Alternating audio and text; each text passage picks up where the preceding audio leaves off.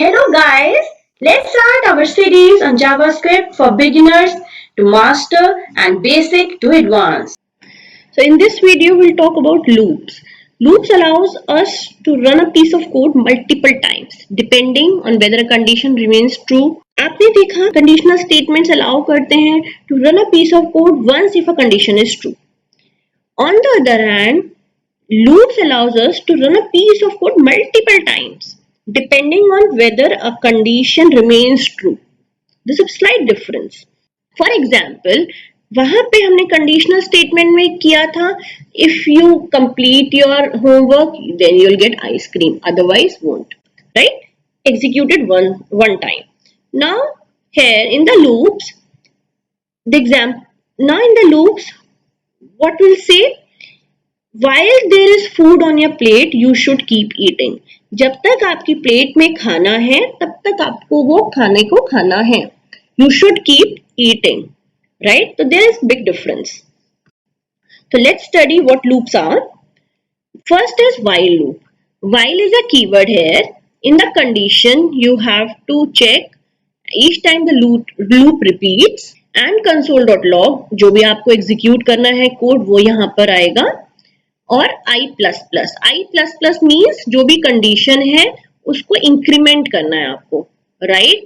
जो भी कंडीशन आप यहाँ पे दे रहे हैं उसको इंक्रीमेंट करना है. बिफोर दिस क्लोजेस, इसी ब्रैकेट्स, इस कर्ली ब्रैकेट्स के अंदर you have to increment that i++ मतलब i इक्वल टू i+1. इसको आपको इंक्रीमेंट करना है one time and so on जब तक वो ट्रू रहता है कंडीशन. ठीक है, तो इसको आप कैसे एग्जीक्यूट करेंगे? So this is the while loop where the script tag empty text है, वेयर आई लिया 0, इनिशियलाइज वेरिएबल 0 इनिशियलाइज किया उसको.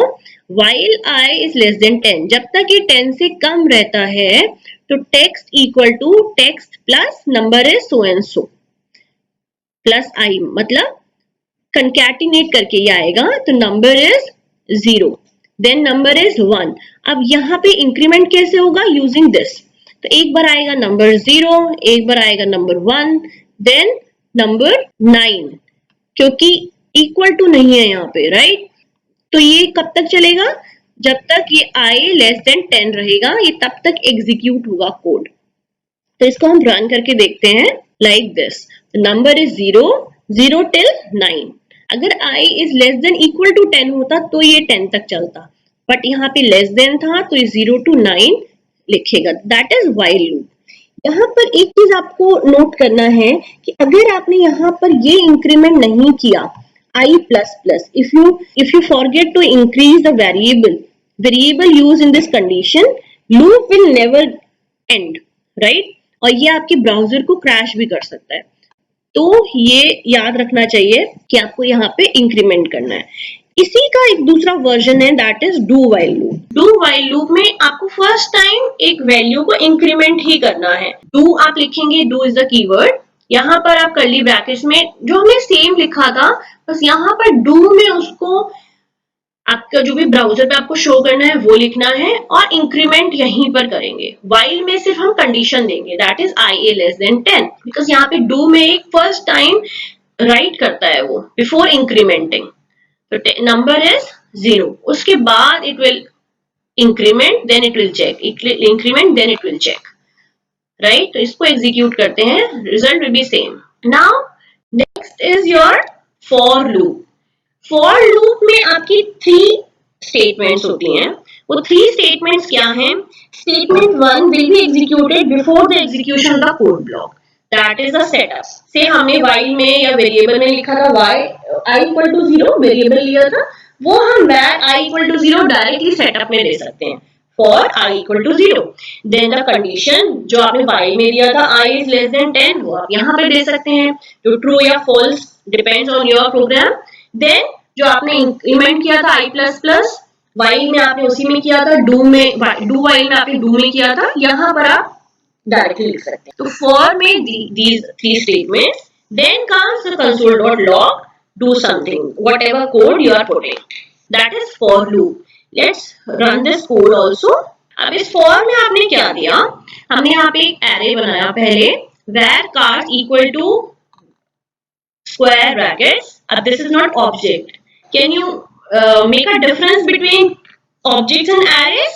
Here this is array because एक तो सबसे पहले यहाँ पे square brackets हैं, objects में curly brackets होते हैं. Then यहाँ पे direct value elements हैं, array elements हैं, वहाँ पर key value pair होते हैं. यहाँ पर आप जीरो से उसको इंडेक्स जीरो से स्टार्ट करते हैं, वहां पर आप की वैल्यू पेयर्स देते हैं, कीज से रिकॉग्नाइज करते हैं जो भी वैल्यू आपको एक्सेस करना होता है. तो ये एक एरे है. उसके बाद यहाँ पर टेक्स्ट लिया, आई लिया, इनिशियलाइज यहाँ पे वैल्यू डिक्लेयर नहीं किया है, सिर्फ इनिशियलाइज किया है. अब for i equal to 0, i is less than car dot length.